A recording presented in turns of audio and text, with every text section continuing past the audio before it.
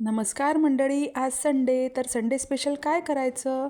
मग फ्रीज उघडला तर त्यामध्ये दिसली मेथी. मग म्हटलं चला छान मस्तपैकी हेल्दी नाश्ता बनवूया. त्यासाठी मेथी छान स्वच्छ धुवून घेतली. त्यामध्ये कणकेचं पीठ घातलं, चवीपुरतं मीठ, तिखट, हळद, लसण जिऱ्याची पेस्ट, थोडा ओवा क्रश करून घातला, 2 चमचे तीळ घातले. छान असं हे मिश्रण मिक्स करून तेलाचं मोहनसुद्धा घातलं. सगळं हे एकजीव केलं आणि थोडं थोडं पाणी घालून हे छान पीठ मळून घेतलं. बघा या पद्धतीने गोळा तयार केला. आता हा गोळा बाजूला ठेवायचा आहे आणि मस्तपैकी एक एक करून आपले पराठे लाटून घ्यायचे. हे पराठे चवीला खूप छान लागतात, लहान मुलेसुद्धा आवडीने खातात आणि अत्यंत पौष्टिक आहे. थंडीमध्ये तुम्ही नक्की करून बघा, खूप छान लागतात.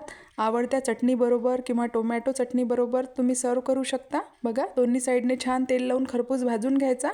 आपला पराठा रेडी आहे. चला तर मग शेंगदाण्याच्या चटणीसोबत खायला या.